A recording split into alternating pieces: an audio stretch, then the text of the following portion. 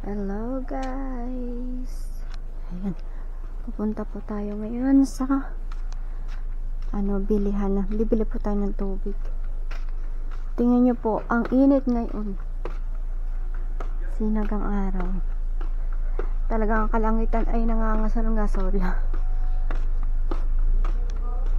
At day off po natin ngayon. Kaya medyo laba-laba muna tayo. Luto.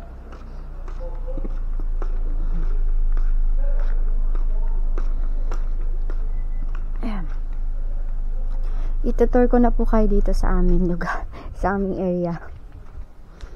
Yes, mahilig din sila sa mga ganyan. Ala, ano kaya yun? Lokban? Parang lokban siya, oh. Maliit lang ang puno niya, pero may bunga. Diyan na po tayo. Bibili po tayo ng tubig. Kung naubusan na kami ng tubig, ang tiyo ay mamaya pa uuwi.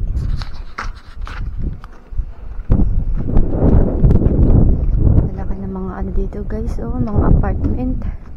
Tataas ng building.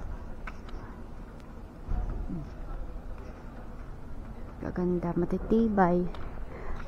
Makatitibay po talaga dito yung mga building. Mga apartment. Ayan po.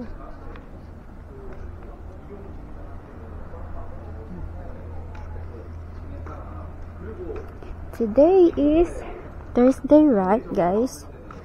Thursday po, ano po? October 3. Ayan.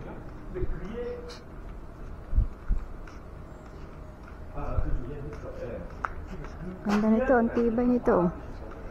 Ayan guys, oh, apartment. Ang ganda yun, may lagay ng aircon. Ganda. Tibay. Talagang ano po, oh. Ang ganda ng materialis na ginamit.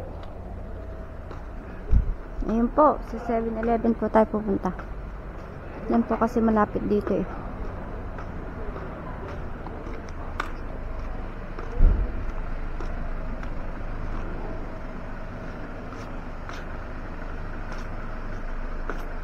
At din nga po tayo bumili ng odeng tang kahapon.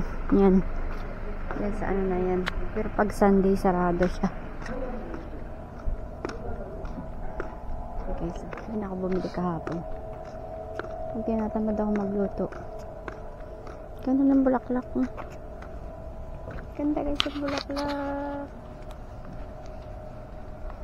Bulaklak ito, amarillo. Baka amarillo to kasi kahawig siya ng amarillo eh.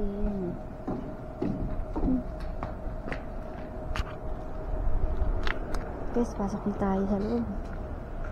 Taran! Ayun na, mga tubig nasa labas na.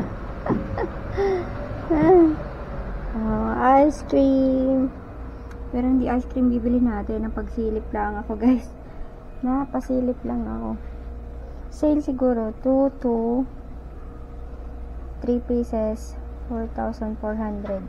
Pag 3 peraso ang binili is 4,400. Tama ba yun guys? Let's go!